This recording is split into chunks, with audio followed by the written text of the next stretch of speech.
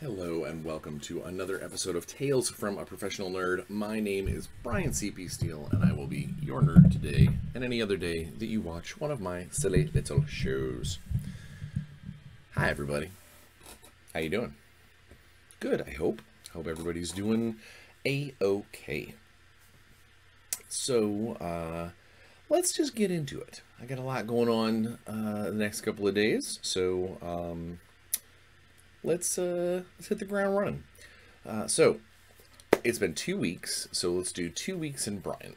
So first and foremost, I had mentioned that we were getting close to the end of. Let's start. You know what? Let's go personal gaming work. Okay.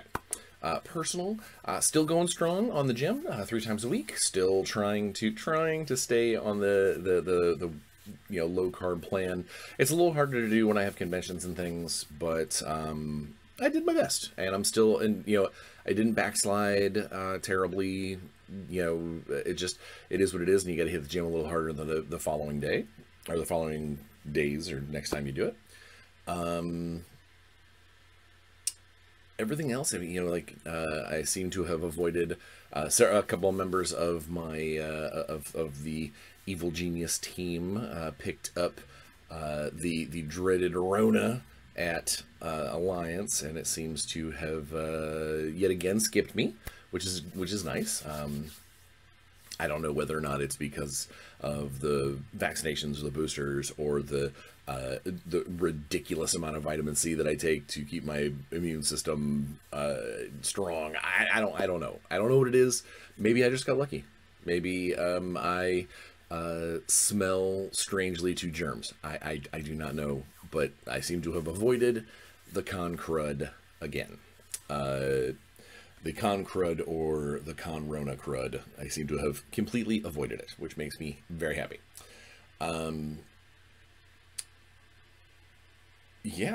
That's pretty much it. Personal wise, there's not a lot going on. For those of you who do know, or who have paid attention to my socials or anything, one of my dogs, John's, he is for about a month ago, he was going through some stuff, and it really seemed, I hate to be a downer, it really seemed like he had something seriously wrong with his kidneys or something of the sort. But the good news, very good news actually, we went through all the medicines and everything like that with the vet, and he seems to be doing just fine. No problems, apart from his normal everyday dog neuroses. But yeah, see, everything that, what I thought may have been one of those tragic moments that, comes and goes when you own animals. We seem to have missed that moment. So I am glad he's feeling better. The drugs worked. Veterinarians are awesome. Yeah, then that's pretty much it for personal. I wish there was more. Gaming wise, so I lasted as long as I could, but I got sucked into the Starfield situation with everybody else. And in fact, actually, my kid is the one who grabbed me for that. Was like, he's been playing it over at his mom's house, and he was like, you need to try this, you need to try this, you need to try this. And I was putting it off, and about a week ago, I was like, you know what, I'll download it, and we'll see what's up. It's really good. It's a really good game. It has a lot of the same kind of beats to it that a lot of the Bethesda games do. But that's not necessarily a bad thing. You look at the two big Bethesda franchises.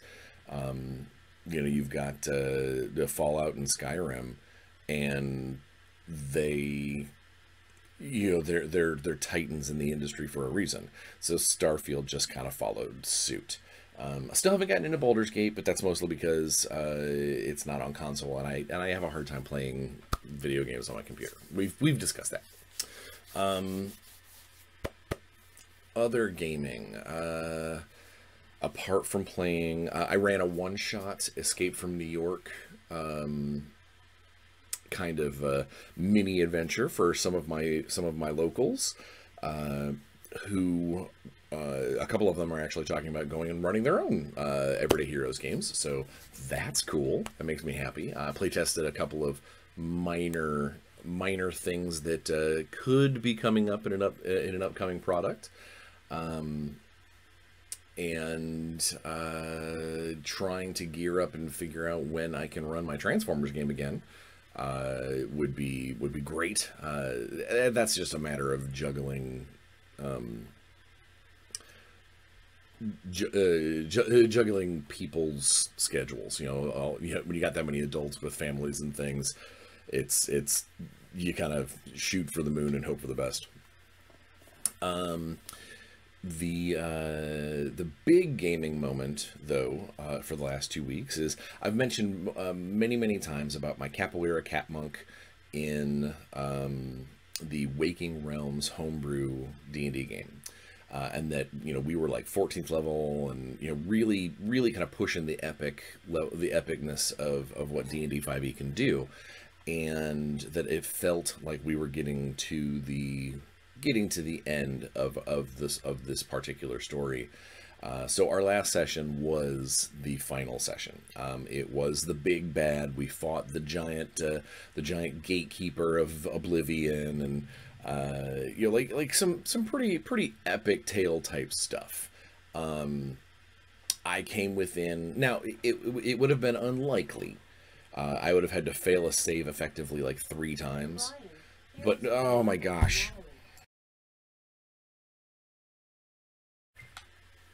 Okay, sorry about that. I had an alert pop up, and suddenly everything needed to get handled right then. So, sorry about that. I know for you it was only a couple of seconds. For me, it was several minutes worth of unexpected. Where was I? I was talking about came with it would have been extremely unlikely that I would have died. I took a ton of damage. I got knocked into death saves twice, and I was at 10 hit points of over 100. I mean, like I was. These are high level characters, and I was sitting at like 10 or 15 hit points, and I'm like, you know what? I had realized this final boss kind of guy thing had gone through multiple stages, almost like a video game boss. Like every time we did something, he would add something to his repertoire, get bigger, get cooler, get scarier. And I was like, you know what? I need to the character's whole thing has been going to be the big hero. And I went out of my way to, was like, you know what, threw caution to the wind and let's make it happen. And because of that, I put myself into instead of stopping and healing or anything like that, I was like, you know what, I gotta go dish out some damage. I got the attention of the bad guy, and he the DM Micah just nonchalantly was like, okay, I need a dex save out of you. And for a monk, a cat monk with a 20 dex, it's not hard. You get advantage and all these things, but it's one of those things where it's like, all right, the DC is relatively high. I had to effectively, if I would have failed the first one, I could have used the diamond body from monk to spend a key point and re-roll it. So I would have had to fail this save twice. And it would have been, I think I need to roll like an 8 or higher to pass it, or something along those lines. But when I passed it, he was like, a thin green beam of light comes out of the creature's finger and hits the path behind you, turning roughly, that entire square to ash. I came within a re-rollable dex save away. I came within a re-rollable dex save from being disintegrated. And for the people who, I know not everyone here is into D&D 5e, but most of the time in 5e, when you get knocked down to 0 hit points, whether it's by a giant spell or getting hit by a truck or whatever, you have to make death saves, and it gives your party a couple of rounds, hopefully to come and help you. Well, Disintegrate specifically says if this spell's damage, which is a copious amount of damage, easily would have been enough to get past my like 13 hit points. If this spell's damage brings you to 0 hit points, there are no death saves. Your turn to ash, you're dead. So I literally came within one rerollable save away from having this entire campaign end in my character's ultimate demise.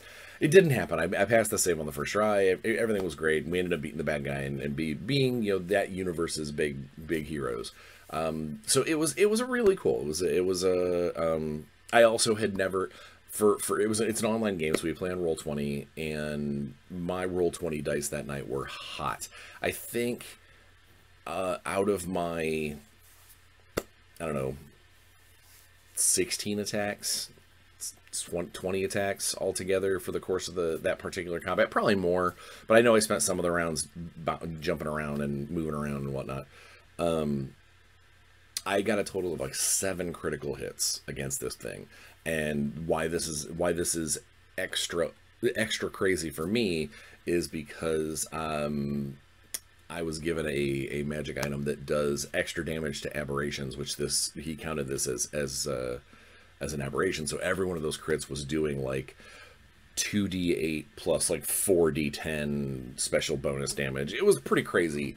This thing had hundreds upon hundreds of hit points, but we ended up getting through it. We beat it. We won the big day, and that campaign came to a close. So what we have decided to do is, so that's our every other Friday night online game. What we've decided to do is, at least for a little while, maybe a couple of months or so, we're gonna try and do a bunch of one shots, or a couple of games where it's like, you know, just a few sessions, just to kind of palate cleanse from this big giant long, you know, campaign. And then I think maybe when it's done, I may ask the guys if they want me to run an online Everyday Heroes game. It will give me an opportunity to play test some things, but it'll also give me a nice constant reminder about the little things for that game. So as we, you know, move forward with writers and projects and things, I'll be able to kind of make sure that I have all that stuff kind of always in mind. So maybe, I don't know. I'm not saying that for sure. Not to mention, I know that my friend Bryan, another Bryan, is thinking about maybe running a Shadowrun game, and I would love to play Shadowrun again. It's been a hot minute, and writing those novels kind of always keeps my want to run in the shadows, you know, urges strong. But yeah, so that's pretty much gaming, and then work. So we got a lot going on. You know, I'm finishing up on. I just sent in the manuscript for the Jaeger Codex that we kickstarted earlier this year. I'm hoping that should be a really fun book. It's small. It's a thin book. It's effectively a splat book. But it's got a lot of really cool information in there for anybody who's into Pacific Rim. It will be. It's got a new class in it. It has a bunch of new technology, and then a lot of kind of one-stop shop stuff for the people who want to run or play Pac Rim when it comes to the Jaeger side of things. I will say that it definitely made me want to do like a guide to kaiju. I don't know if that's going to be in the books anytime soon, because we have a lot on our plate. But I'm hoping it might be kind of cool to do a who's who in the kaiju kind of thing, or maybe even just have a guide to building them. I don't know. I'm not sure. We'll deal with that as as it comes. But I turned that into the editors, and now we are in full steam ahead with trying to get all the adventures for the actual adventure path finished up, and I got to get them edited and got to get them compiled and laid out for editing, plus get all the art orders and stuff in. So there's a lot. There's a lot going on right now. And then there's more going on behind the scenes, but we'll discuss that as that stuff kind of piles up. I did have a really fun conversation yesterday with legal and licensing. So there is a license that we are working to get for us, for me in particular, and there's some really interesting. I'm learning a lot about how the official licensing process takes place, and I'm learning a lot about just how loose and growing up and being in this industry, I've always thought, it's like, man, things are haphazard and crazy and chaotic, and there's just not everybody knows what they're doing, and sometimes you talk to one guy who wants it this way, and you talk to another guy who wants it that way, and then this company deals with this way. I always thought that was just a game industry thing. Nope. It turns out that Hollywood and media industry is just as fractious and anarchic as anyone else. I had we had an interaction with someone who is currently looking on the legality of a license, that there was issues with paper trails and things, and if it wasn't for the fact of a several years old hard copy printed email in an archive, we might not know whether or not we could. I don't know. So thankfully that the companies, they pay very fancy lawyers to look all this stuff up and make all this stuff happen, because once that goes through, I'll be very happy to start working on that project. But yeah, so the big thing work-wise, oh yeah, and of course Warzone Eternal went into its smoke test backer kit, or the backer kit smoke test. Basically that means that like 5% of the backers got the ability to fill out their backer kit early, to test the system, to make sure that it works, to make sure that all of the stuff lines up the way it's supposed to. And so that process is going in. I know that Alex is finalizing the kind of rule release, the rules and stat cards for that first wave of stuff, because we would like it to happen at the same time as the backer kit goes completely live. I know there's a few retailers that I talked to recently that are interested. They can't wait to be able to start pre-ordering things. So yeah, so Warzone Eternal is doing really well. Still working on the Shadowrun novels, or novel currently, which actually this weekend I'm gonna spend a lot of time putting words down, because I don't have any plans. I don't have any kids this weekend. I don't have any role-playing or tournaments, no nothing. So I've got 2 days where I can really focus and try and sling some Shadowrun words. I get to go running in the shadows, so to speak.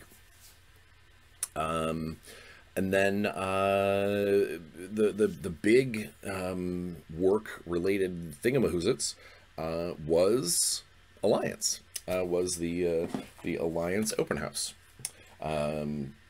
So the Alliance Open House is a retailer trade show.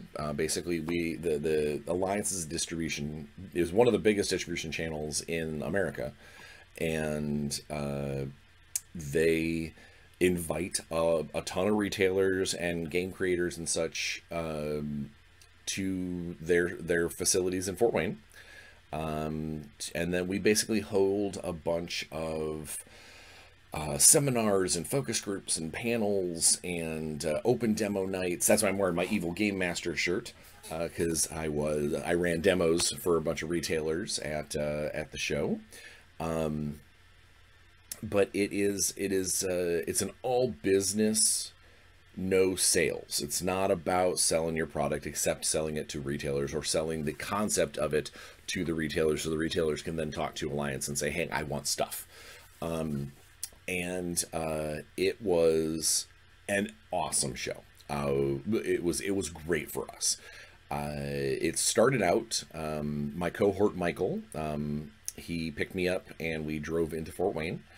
And when we got there, it was pretty much immediately to our focus groups. And the focus groups were basically, you had a 30-minute presentation effectively to talk to a small room full of retailers, let the retailers ask questions and things. And it lets us answer questions from them, and it lets us, get some feedback from the retailers. The retailers are the boots on the ground. They know what is selling, what isn't selling, why is it selling, what's the thing that you're having a hard time, the big hump that you have to get over and whatnot. And it was really cool. It was good to get to talk to the retailers about the product. It was also good. There were several retailers that were like, I only recently learned what Everyday Heroes was. And it gave us an opportunity to use the same pitches that we use to basically sell the system on licensors or potential clients. It gives us the opportunity to basically go, hey, if you have a client, if you have a customer that comes in and says, hey, what is Everyday Heroes? This is a good way for you to explain it to them. This is, if they say, hey, why is there a Rambo, Total Recall, and Highlander book that plays off of Everyday Heroes? What does that mean? We were able to basically help them, hopefully facilitate them getting that product out even further. And, you run the same half-hour program 3 times, basically, when it comes to these focus groups. But each one's a little different because you're basing it off of the reactions and the questions and the comments from the audience, from the retailers. Overall, universally, we had multiple retailers afterwards tell us that we did really, really well in the focus group. So they were very useful, very helpful, and more than anything, it helped them realize just how much effort, expertise, and kind of focus that we have on creating good products and working with the retailers and trying to get our stuff played in your stores. It was awesome. It was just really, really cool. And then there was a lunch, and the lunch you got to, there were some presenters that told us about their company stuff, and then later on there was a dinner in which we spoke. Evil Genius had a segment which my boss Dave, who is just an awesome, when it comes to the marketing mind, the dude has got it. And he did the majority of the presentation. I went ahead and spoke for a couple of our slides, specifically the projects that I'm from the lines that I'm in charge of. And it went well. We just basically talked about some of the stuff that's coming next year that we can talk about. Better highlighting some of the things that are coming down the pipe. Afterwards, I wish I would have remembered to say that the retailers, if they sign up with Evil Genius now, they can still get in on the limited edition boxes from the Kickstarter. I completely forgot. I got up there and I was so busy just talking and enjoying the moment, I forgot to mention that. Hopefully our retail specialists, when they contact them, will be able to say that. That'll be nice. But then the two big things for me, other than talking at the dinner, the two big things for me was the demo nights, Thursday night and Friday night, basically from 8 to 11:30. We set up a table and invited the retailers to come and play a quick little half an hour, just a little blurby, here's what the characters are.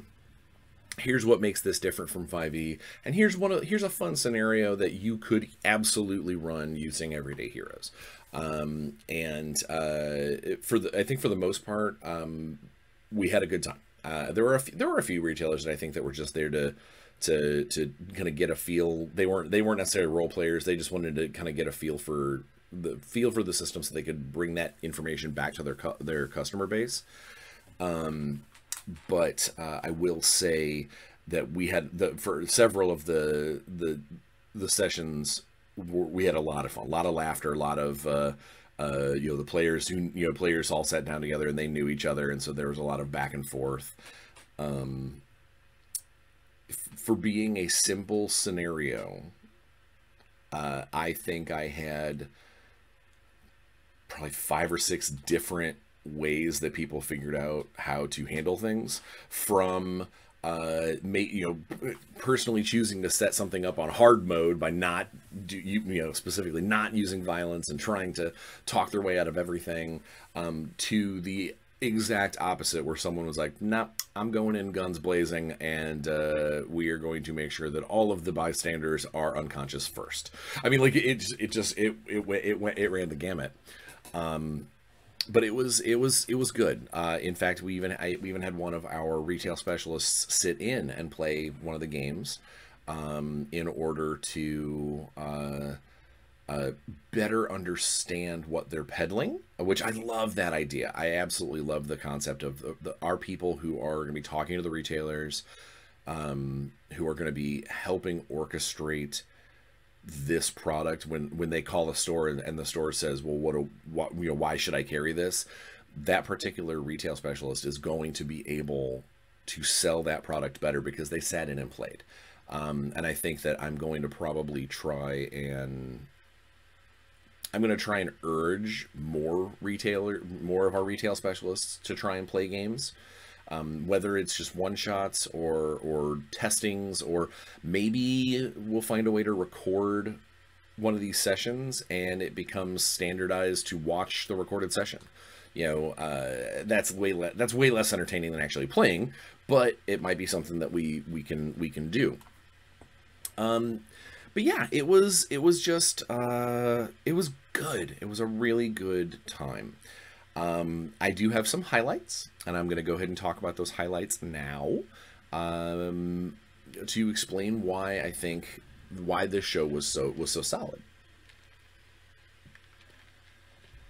So on a personal level, I saw there was one board game by Thunderworks Games called Goblin Vaults.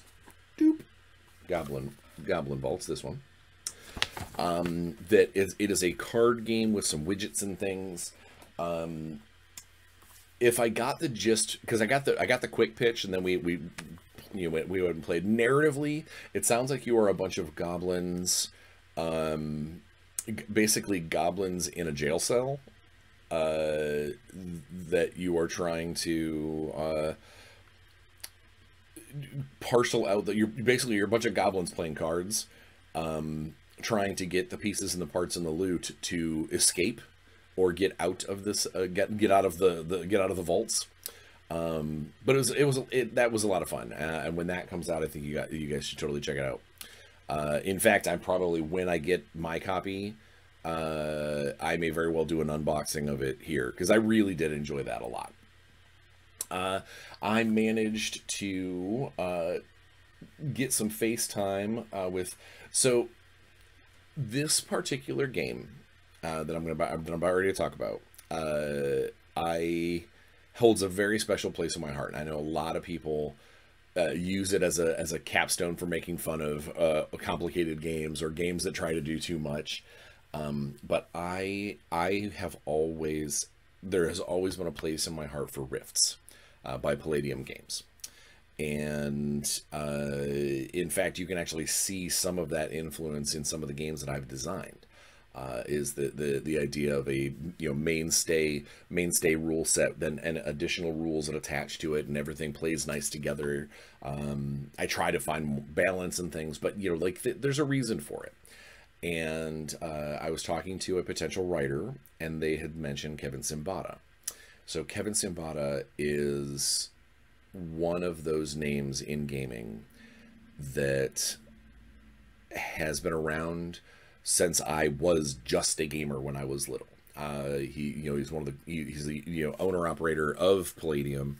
He is the creation behind. He is the creative mind behind Rifts, and he is still going strong. And when I found out that he was at the show, I was like, you know what? I at least want to go over and say hi.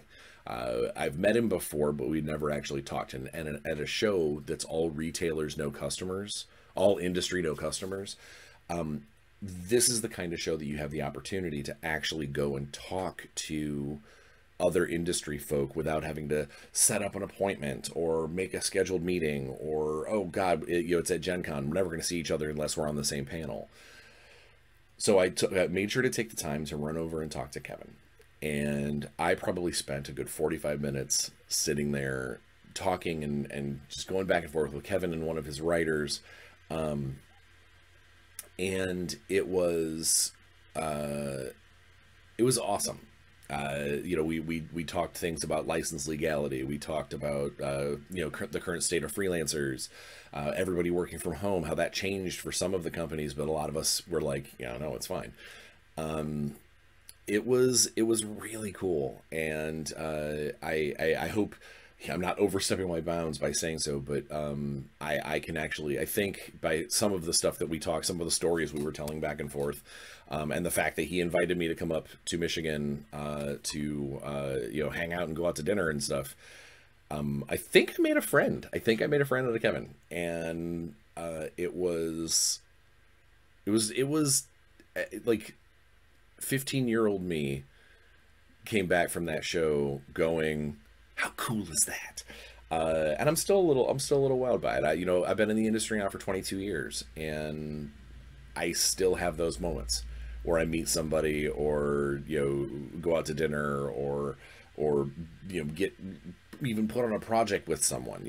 Maybe it's purely business, and I have that moment afterwards where I get a chance to take a deep breath, settle my thoughts, and go, wow, that's happening. It's call it starstruck, call it imposter syndrome, whatever the term is that people are using these days. But it is, if time travel was a thing, past me would be utterly shocked to know what future me is doing. And some of those things that I've done and people I've talked to and worked with, I can't even talk about here because legally it's shielded by NDAs and stuff. So it's just wild. It's wild. But in that process, I did get I got to talk.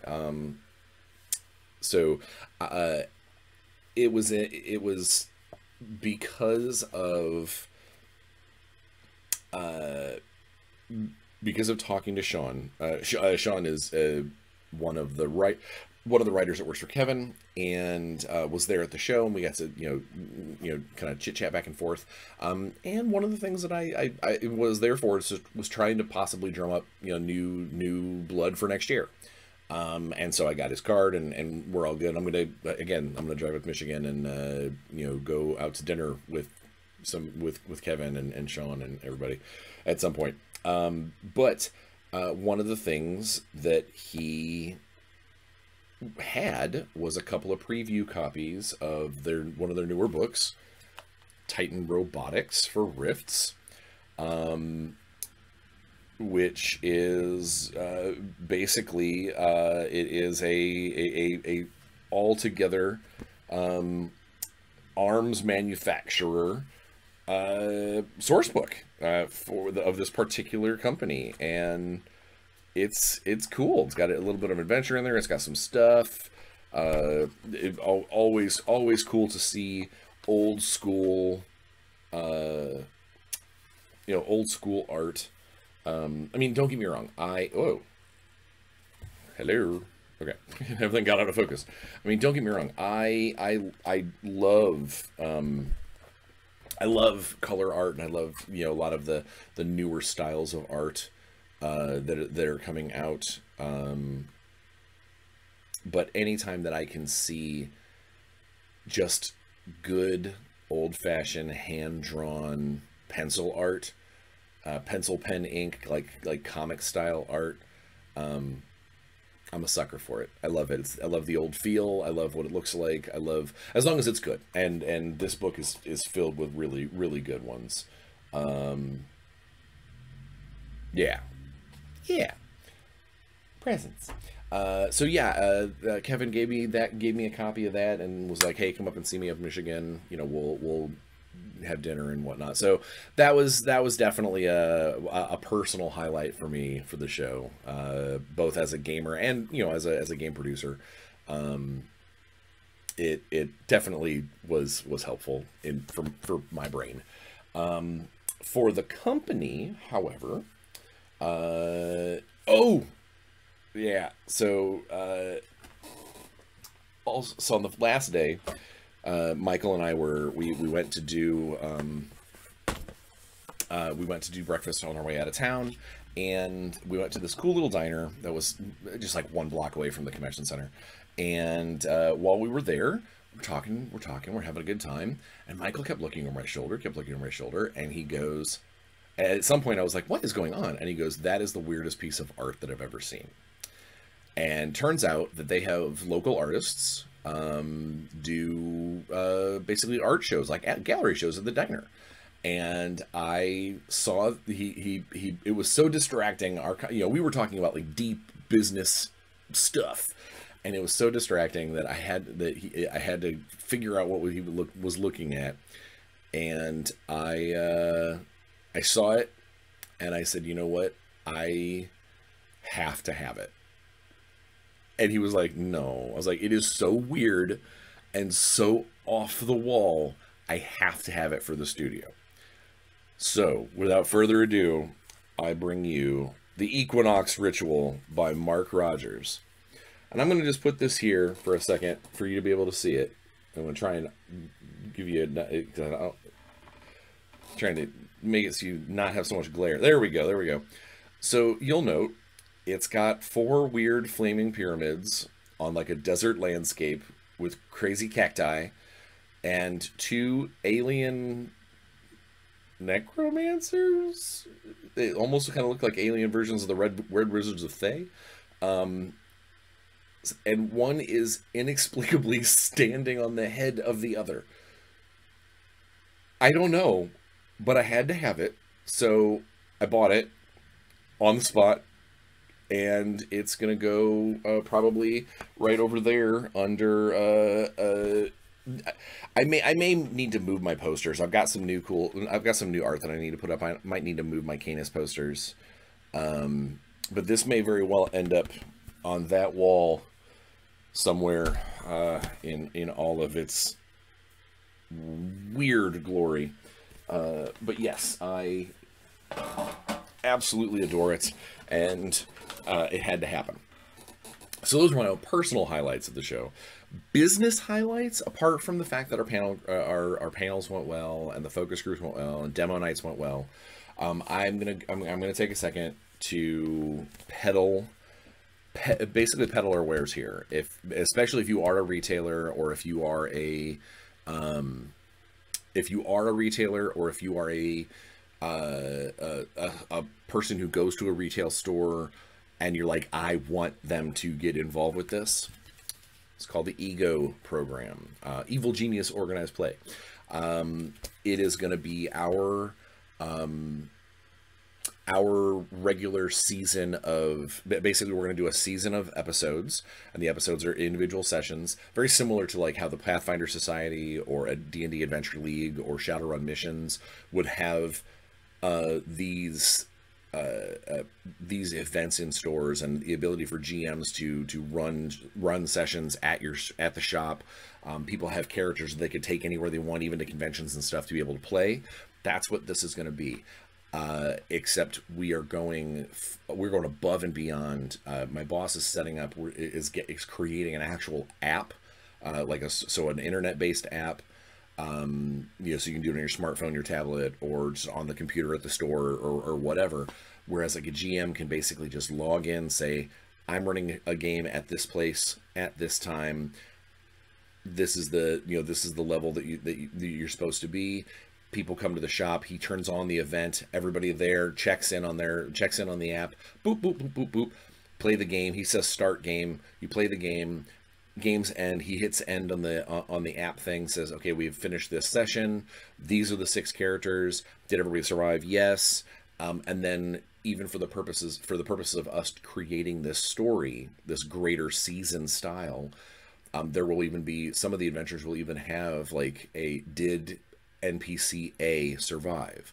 Did the device get blown up? Like that sort of stuff. And then it's going to be based off of the collective responses we get from every episode is what's going to basically set up some of the scenarios and narrative beats and things for the following seasons, for the following games. But it's going to be, there's going to be Game Master rewards. There's going to be, you can wear any of your Game Master. So we have feats, special feats on our evil merch. And in this case, it's the GM feat of duh, I'm evil. And it says twice per game, target player must re-roll a d20, because this is the Game Master shirt. So it is, and it doesn't say necessarily that it could be that it's a d20 that is successful. It could be one that's maybe the one that was failed. Maybe you just really want your characters to succeed. These are kind of the things. The coffee mug has a player feat that is, you can basically have an inspired moment when you drink from it once per session. Like just little things like that. They're not super game unbreaking or anything, but it basically shows the solidarity of the company, the fact that you're playing an evil genius thing, you're sporting our wear, you're showing everybody that you dig our products, you dig what we're you're picking up what we're throwing down. And in all of the ego sponsored stuff, these count. So a lot of, we've had some people say, oh, that's cute that you've got this little thing on there, and that they just kind of consider it's a cute little thing. In the ego program, these are actually going to matter. Not much, obviously, but it will be something that you can do. And then we're going to work with the stores to make sure that the stores get special coupons, or, in a particular scenario, if they spend more than $10 at your shop, that they get a reroll any die, or whatever. There's basically going to be special stuff to help the retailers, to help the clients, to help the game masters, to help us. Everybody wins, and it's going to be super rad. So more on the ego program in the future. If you are a retailer, or if you want to give the information to a retailer, please just give them my information.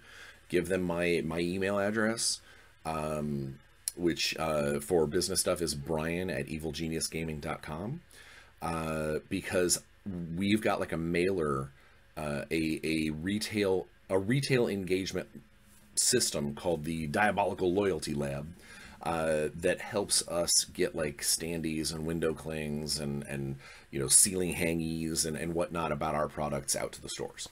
So if you're a retailer, get in touch with me. If you are a client and you want your retailers to get in touch with me, give them my email address, or get their address and email it to me, or comment it to me in the comments of the thing, comments of the video, whatever you need to do, because we want to be able to help these people out. And this is a worldwide program. We are an international company when it comes to these sorts of things. So yes, please, let's make this happen.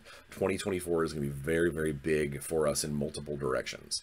And any of the stores that get on the ground floor now, will have a leg up when some of the new amazing stuff drops in the future. But yeah, so that's Alliance. It's short, it's sweet, it's wonderful. I came back, I'm not sick. My next show isn't until October, toward the end of October, with Gamehole Con, where I'm running a couple of special events. I'm on a couple of panels, and I'm running a couple of special pack room events, using some of the interesting information from the Jaeger Codex. But also, I think that I'm going to be playing some. I think I'm going to be streaming some stuff with some people. I'm not sure, not 100% sure on that. The only thing I do know that I'm doing is I'm running a couple of events and I'm on a couple of panels. That's all I got for that at the moment. So yeah, I think if everything goes right, I might have a pretty cool unboxing for next week. I know that I've got a package sitting at the post office, and I think I know what it is. So we will do an unboxing next week, and without further ado, please, please, please be safe. Wash your hands, get vaccinated, wear a mask, get the new booster that they're talking about to try and help these new strains and whatnot of yuck. Yeah, just be a good person and try and make every room a little happier than when you got there. And see you next week. Play some games.